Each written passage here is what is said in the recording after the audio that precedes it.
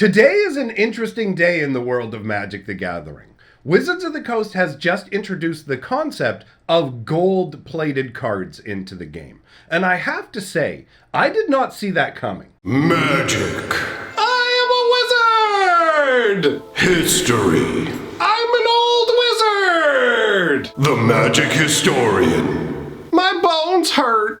Greetings, owners of fine luxury cardboard rectangles. My friends, I hope the day finds you well because we have gathered to talk about a crazy new concept in terms of Magic the Gathering, and that is gold-plated cards. Now, before we dive into that, I do just want to mention, because I'm super excited about it, the Brothers War lore. The first video is out. It's available over on my Fantasy Geographic channel. It is the beginning of the most epic storyline in Magic the Gathering's history, and it ties in to the set that is coming out in 2022. So go and check it out. I'll leave a link at the end of the video and down in the comment section for you as well. That out of the way, let me put up on the screen the tantalizing little image that appeared earlier. This, as you can see, says Holiday 2021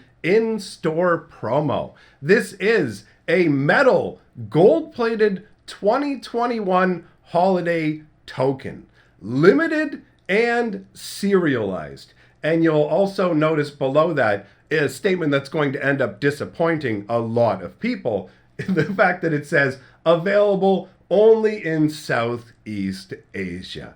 So, admittedly, that is a huge bummer because this is a treasure token, and it is indeed, I mean, it's literally a treasure token. So, what's going on here? Well, basically, Wizards of the Coast is actually doing a giveaway with this, but you have to be in the APAC region of the world, which leaves us out in the cold. And the conditions for it are pretty straightforward. Essentially what it is all you have to do is take a photo of yourself, post it on Facebook, and then you have to tag Wizards of the Coast with their particular hashtag.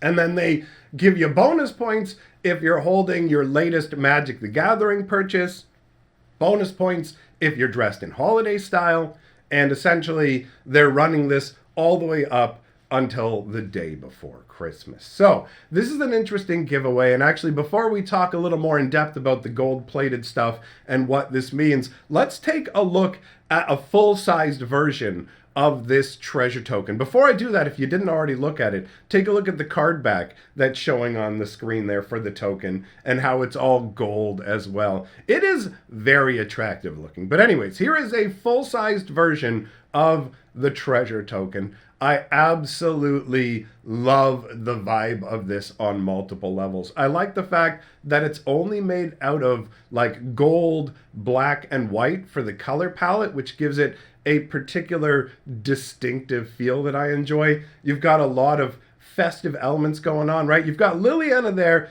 in the center. I love the fact that because they chose gold as one of the colors, you can do her little distinctive headpiece. It stands out quite nicely, framing her face there in the middle. And then behind her, you've got the white Christmas tree with all of the little decorative bulbs. And I totally love this. I literally just set my Christmas tree up yesterday, had the music going, the little Santa and Mrs. Claus I have that are mobile and move around and stuff, all that got set up. So I love this vibe. You've got presents piled around, and then you've got the little undead, because Liliana is a necromancer, right? So you have to have your undead, but in this case, they're just goofy little children who are undead running around with presents and cake and all of that, which on one level is oh, cute, it's kids. And then you're wait a minute. This is Liliana with an army of undead children. That's actually way worse than if they were adults. What did she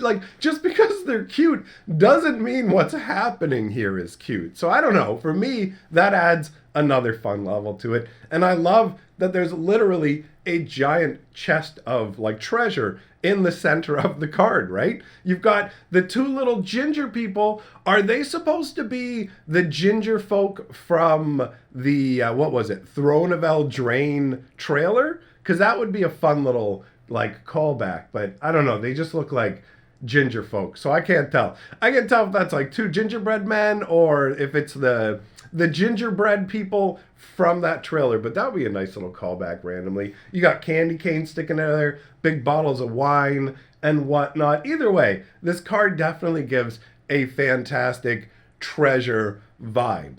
So apparently how it works is these cards are gold plated. Specifically, this is tokens to start with, right? But I expect this technology to expand out onto regular Magic cards. This is probably like a test foray into that realm, because Wizards of the Coast does seem to be branching out a lot in terms of trying a range of different things. So you've got this gold-plated token, but it's also numbered, so serialized essentially. So you know how they had the recent Viscera Seers where you can get numbered 1 to 100? Well, they're doing the same kind of concept here, where they are going to be limited edition, numbered editions of these treasure tokens and only going to be available in part of the world. So that's probably going to drive the prices of these through the roof. And on a side note, I'm thinking literally about like gold-plated Magic cards. And Magic cards are worth so much money now that there are a ton of Magic cards that are worth more than their weight in gold. So Wizards of the Coast can print a card that can have more like worth on the secondary market than if it was literally they were just making gold itself in the form of the cards. Because Magic cards are really light, right? So they can be worth more than their weight in gold. So the idea of taking gold and putting it onto a card, it's like, you don't even need to add the gold. You're actually making it cost more for you to make them. But either way, I think it's a really neat concept. It's a beautiful looking treasure token. And I'm not going to be surprised at all to see Wizards of the Coast expand this concept. Why not have gold-plated numbered cards in the secret layers? Why not make a limited run of 10 gold-plated cards when a new set comes out? So we're doing, for example, Kamigawa Neon Dynasty. Well, we've included 10 gold-plated special editions of this one Planeswalker that's spread across the entire print run. Draft boxes, collector boxes, set boxes, bundles, whatever it is, they're just out there, right? It's kind of the tip of the iceberg. And I don't expect this gold plating to be the only sort of alternate treatment style that you can expect to see, right? Like Wizards of the Coast really is pushing boundaries. And recently we talked about how a couple of the recent Dungeons and Dragons and other sets bundle dice were UV reactive or glow in the dark. So what's to stop Wizards of the Coast from, for example, making glow in the dark Magic cards, right? Sure, it is a bit of a like novelty. What is this? A box of Cracker Jacks. Here's your prize. It's a glow in the dark squid card. Oh, look at me. You know what I mean? It's the same difference. Just change it to Nicol Bolas. I got a dragon pharaoh out of my Cracker Jack box. But either way, for some people, glow in the dark cards would really hit the right note. And I have to admit, I like ridiculous novelty stuff. So glow-in-the-dark Magic cards would totally work for me too. And that's just a random example, because I have to admit, I was kind of blindsided by this gold plating concept. I never really thought that Wizards of the Coast would do something like this, but I also never thought that they would do the numbered like 1 to 100 cards as well. So I feel like in terms of what I considered the way that Magic went in terms of product creation and stuff, things have changed so much that anything can happen at this point, really, you know what I mean? So glow-in-the-dark cards, gold-plated cards, I don't know, are we going to get like really out there where we're going to see like Magic the Gathering NFT cards, where it's like an NFT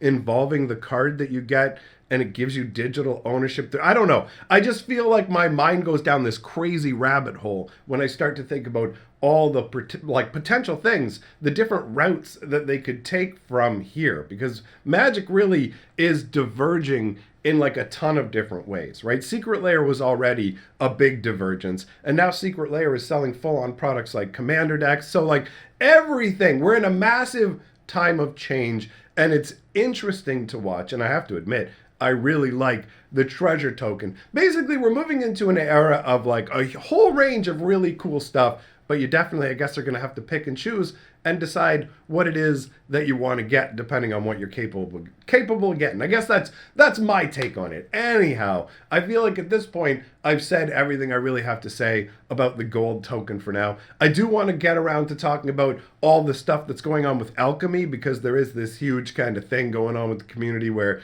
certain parts of the community are just going crazy about it and other parts are completely ignoring it. So we'll talk about that sometime soon. But anyways, let me know your thoughts on the gold-plated cards and what crazy directions you might think the game would be going in. I'm going to get on up out of here. Thanks to all my patrons. Link on the screen to the Brothers War lore video. Go watch it. You will not be disappointed. Goodbye!